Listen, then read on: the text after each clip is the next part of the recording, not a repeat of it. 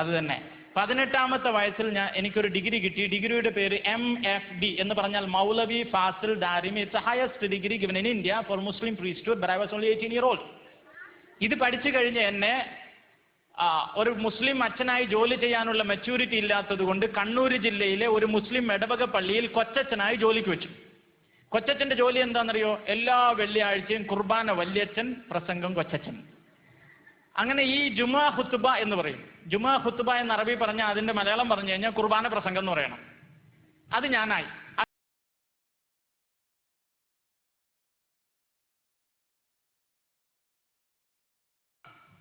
ഞാനിങ്ങനെ അങ്ങ് കത്തി പ്രസംഗിച്ചു കഴിഞ്ഞ് വീട്ടിൽ പോകുമ്പോൾ ഒരാൾ ഓടി വന്നിട്ട് ഒരു പേപ്പർ എൻ്റെ കയ്യിൽ തന്നു. ഞാൻ ആ പേപ്പർ തുറന്ന് വായിച്ചപ്പോൾ അതിനകത്ത് കുറച്ച് ചോദ്യങ്ങളാണ്.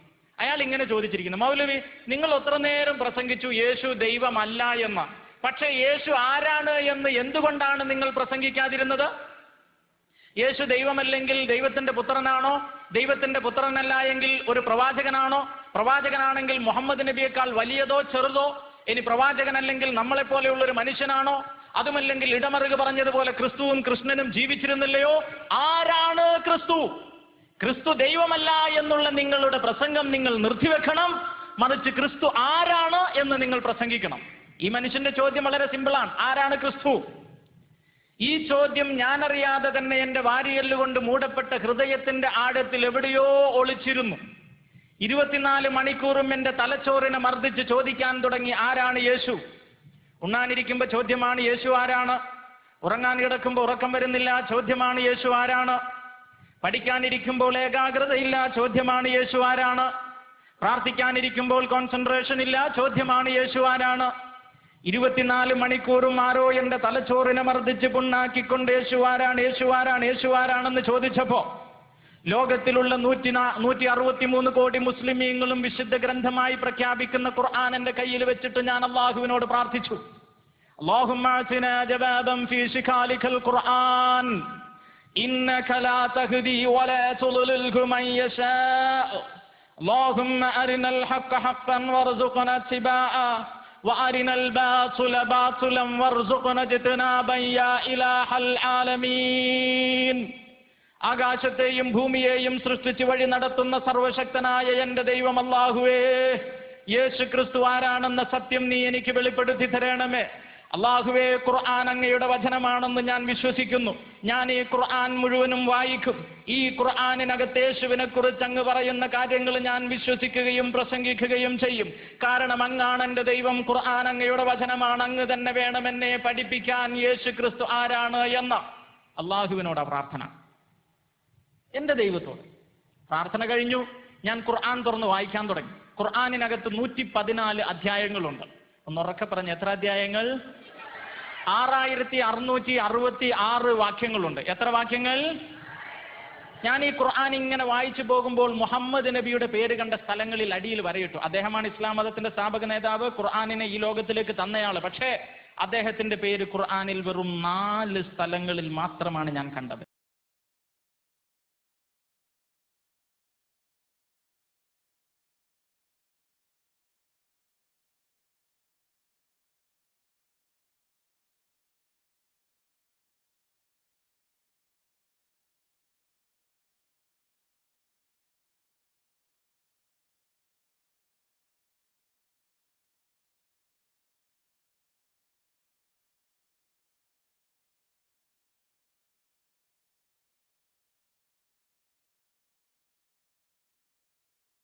എന്നാൽ അതേ ഖുർആനിൽ യേശു ക്രിസ്തുവിന്റെ പേര് 25 സ്ഥലങ്ങളിലാണ് ഞാൻ കണ്ടത്.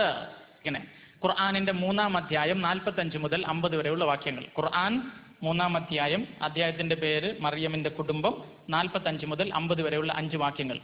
وَإِذْ قَالَتِ الْمَلَائِكَةُ يَا مَرْيَمْ, ജിബ്രീൽ മലക്ക് മറിയത്തോട് പറഞ്ഞു. ജിബ്രീൽ മലക്ക് എന്ന് പറഞ്ഞാൽ ഗബ്രയേൽ മാലാഖ മറിയത്തോട് പറഞ്ഞു: ഇന്നല്ലാഹ യുബശ്ശിറുകി ബികലിമത്തിൻ മിൻഹു ഇസ്മുഹുൽ മസീഹ് ഈസ ഇബ്നു മറിയം. മറിയമേ, അള്ളാഹു അവന്റെ വചനത്തെയും ആത്മാവിനെയും നിന്റെ ഉദരത്തിൽ വിടുമ്പോൾ നീ ഗർഭം ധരിച്ചൊരു കുഞ്ഞിനെ പ്രസവിക്കും. ഈസൽ മസീഹ് എന്ന് പേരിടണം. എന്ന് പറഞ്ഞാൽ ഈശോ മിശിഹ എന്നർത്ഥം. ഇദാ ഖളാ അംറൻ ഫഇന്നമാ യഖൂലു ലഹു കുൻ ഫയകൂൻ. മറിയം പ്രാർത്ഥിച്ചു, ഇതാ കർത്താവിന്റെ ദാസി, അങ്ങയുടെ ഹിതം എന്നിൽ നടക്കട്ടെ എന്ന്. അപ്പോൾ ദൈവാത്മാവിനാലും ദൈവവചനത്താലും മറിയം ഗർഭിണിയായി എന്ന് വിശുദ്ധ ഖുർആൻ. ഒന്ന് പറഞ്ഞേ ഹല്ലേലൂയ. അയ്യോ ഹല്ലേലൂയ. തുടർന്ന് ഖുർആൻ പറയുകയാണ്, 9 മാസങ്ങൾക്ക് ശേഷം മറിയം ഒരു കുഞ്ഞിനെ പ്രസവിച്ചു. യഹൂദന്മാർ മറിയമിന്റെ അരികിൽ വന്ന് പറഞ്ഞു, മറിയമേ, അവിവാഹിതയായ നിനക്ക് കുഞ്ഞ് ജനിച്ചത് വ്യഭിചാരത്തിലായതുകൊണ്ട് ഞങ്ങൾ കുഞ്ഞിനെ കൊന്നുകളയുമെന്ന്. കുഞ്ഞിന്റെ വയസ്സ് 2 ദിവസം. 2 ദിവസം പ്രായമുള്ള കുഞ്ഞിനെ കൊല്ലാൻ വേണ്ടി യഹൂദന്മാർ വന്നപ്പോൾ കുഞ്ഞ് തൊട്ടിലിൽ എഴുന്നേറ്റ് നിന്ന് യഹൂദരെ നോക്കിയിട്ട് പറഞ്ഞു അത്രേ,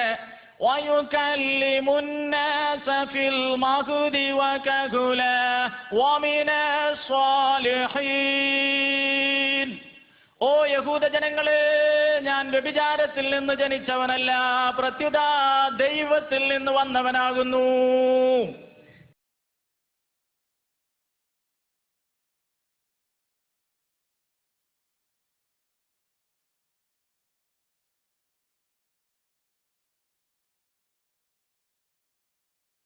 ശ്രദ്ധിക്കണം.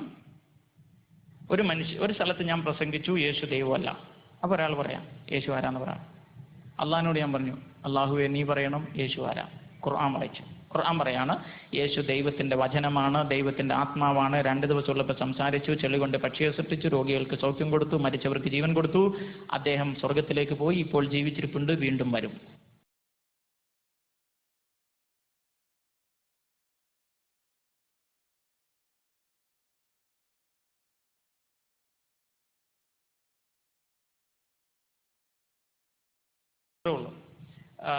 മുഹമ്മദ് നബി മരിച്ചുപോയ ആളാണ്. മദീനയിലാണ് അദ്ദേഹത്തിന്റെ കല്ലറ. എല്ലാ വർഷവും ഹജ്ജിന് പോകുന്നത് കല്ലറയിലേക്കാണ്. പക്ഷെ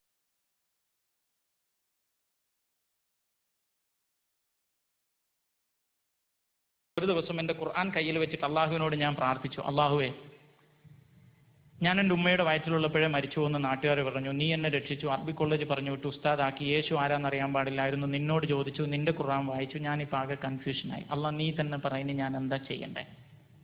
അള്ളാഹിനോടാ ചോദ്യം, വേറെ ആരോടുമില്ല, എൻ്റെ ദൈവത്തോട്. ഞാൻ അന്വേഷിച്ച് നടക്കുമ്പോൾ ഒരു ദിവസം ബസ്സിൽ വെച്ചൊരു കന്യാസ്ത്രീയെ കണ്ടു.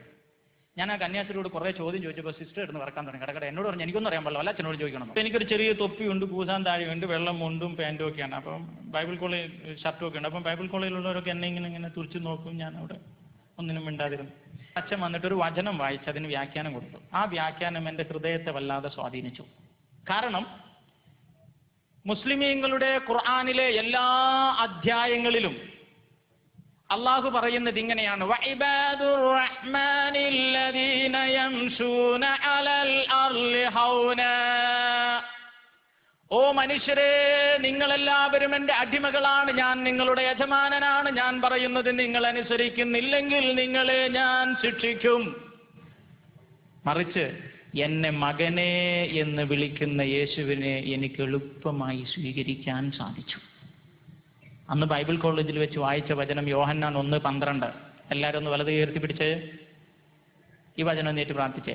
തന്നെ സ്വീകരിച്ചവർക്കെല്ലാം, ഉറക്കെ പറഞ്ഞ, തന്നെ സ്വീകരിച്ചവർക്കെല്ലാം, തന്റെ നാമത്തിൽ വിശ്വസിക്കുന്നവർക്കെല്ലാം ദൈവമക്കളാകാൻ അവൻ കഴിവ് കൊടുത്തു.